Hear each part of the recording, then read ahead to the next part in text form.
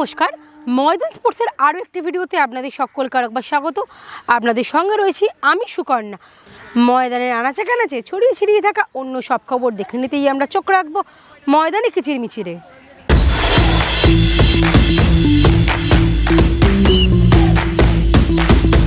বালি দেশবন্ধু ক্লাবের পরিচালনায় অনূর্ধ্ব 16 ফুটবল টুর্নামেন্টে চ্যাম্পিয়ন বেলেঘাটার বলাকা। রবিবার দেশবন্ধু মাঠে ফাইনালে বলাকা টসে হারালো ভবানীপুরকে, যার ফলে বেলেঘাটা বলাকা খেতাব অর্জন করলো। নির্ধারিত সময় খেলার ফল ছিল গোলশূন্য। সাডেন ডেথ পর্যন্ত ম্যাচ গড়ালেও গোল দুদলই সমান করে। শেষ পর্যন্ত টসে ভাগ্য নির্ধারণ হয়। ম্যাচ দেখতে মাঠে উপচে পড়েছিল ভিড়। প্রধান অতিথি হিসেবে উপস্থিত ছিলেন প্রাক্তন দুই ফুটবলার শিশির ঘোষ ও দেবাশিস মুখার্জি, ছিলেন গৌরাঙ্গ পাল। তারাই ফুটবলারদের হাতে তুলে দিলেন ট্রফি। ম্যাচ জয়ের পর কি বলছেন জয়ী দলের ফুটবলাররা? বিশ্ব বলা যাবে না, কারণ এটা ভগবানের উপর ছিল। যেহেতু দেখেছি আমাদের মুখে, যেহেতু আমাদের জেতা ভাগ্যে ছিল তাই জিতেছি।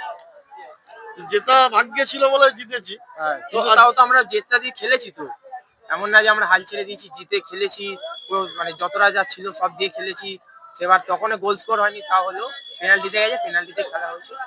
এটাই চাই, ভগবানও চেয়েছিল আমরা জিতুক। আমি আপনাদের কাছে একটা ঘোষণা করছি, চেষ্টা করব আমি কমিটির কাছে তুলব যে আমি এই দেবুদা এবং শিশির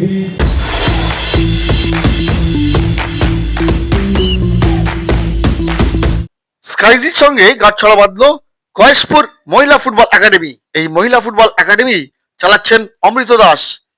এবার তাদের সাথে হাত মেলালো স্কাইজি। তাই গয়েশপুর স্কাইজি ফুটবল একাডেমি নামেই এবার বিভিন্ন জায়গায় আত্মপ্রকাশ ঘটবে এই একাডেমির। কি এই একাডেমির উদ্দেশ্য? তবে আইএফ এর এখনো অনুমোদন মেলেনি। তাহলে কি অন্য নামে তারা খেলবে? এই নিয়ে কি ভাবছেন দলের কান্ডারি অমৃত দাস ও স্কাইজির কর্ণধার?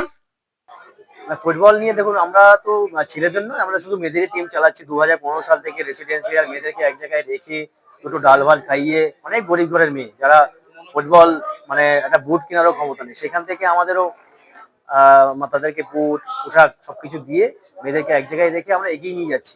স্বপ্ন একটাই, শেষ জায়গায় নিয়ে যাবো। ইন্ডিয়া টিমেও আমাদের মেয়েরা যাতে খেলতে পারে, IW2ও খেলতে পারে, IW1ও খেলতে পারে।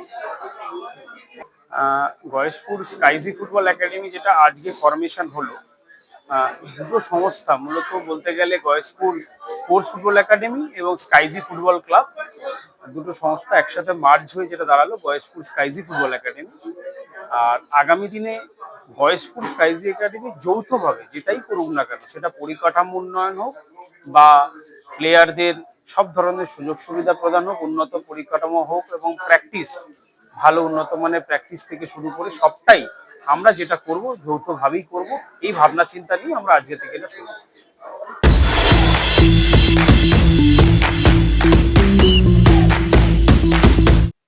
হুগলির মাগলা বিবেকানন্দ সংঘের পরিচালনায় শুরু হয়েছে অনূর্ধ্ব 19 ফুটবল টুর্নামেন্ট। এই টুর্নামেন্টের উদ্বোধন করলেন উত্তরপাড়ার পুরপ্রধান দিলীপ যাদব। এই ফুটবল টুর্নামেন্ট ঘিরে সাধারণ মানুষের মধ্যে উৎসাহ তুঙ্গে। নৈশালকে এই ফুটবল উদ্বোধনে প্রচুর মানুষ ভিড় জমিয়েছিলেন মাগলা হাই স্কুল মাঠে। চলবে আগামী রবিবার পর্যন্ত। আমরা চেষ্টা করি যতটা সম্ভব বয়সটা একটা আন্ডার-19 এর মধ্যেই রাখার, কারণ এই বাচ্চাদের ফুটবল টুর্নামেন্ট এখন আর পাড়ায় পাড়ায় হচ্ছে না। যার ফলে আমাদের ক্লাব থেকে ঠিক করা আছে যে আমরা একটা আন্ডার-19 টুর্নামেন্ট করবো। পাড়ার মধ্যেও ফুটবল চর্চাটাও হবে, যার ফলে পাড়ার যারা ছোট ছোট বাচ্চারা এই মাঠে ফুটবল খেলছে তাদের মধ্যে একটা আগ্রহ জাগবে ফুটবল সম্বন্ধে।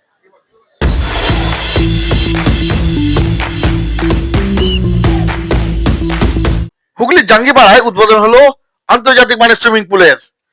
রবিবার এই সুইমিং পুলের উদ্বোধন করলেন রাজ্যের পরিবহন মন্ত্রী স্নেহাশিস চক্রবর্তী।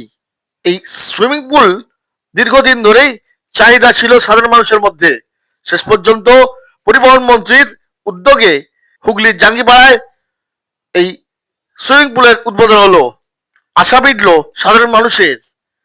কি বলছেন এই নিয়ে সাধারণ মানুষ?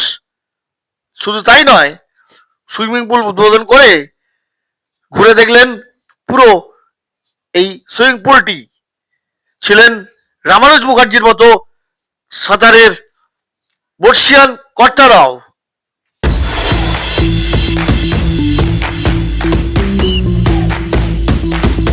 ভিডিওটা ভালো লাগলে লাইক করুন, শেয়ার করুন, আপনাদের মতামত কমেন্ট করে জানান, চ্যানেলটিকে সাবস্ক্রাইব করুন এবং পাশে থাকা আইকনটাকে প্রেস করে দিন। দেখা হবে আবার পরের ভিডিওয়ে।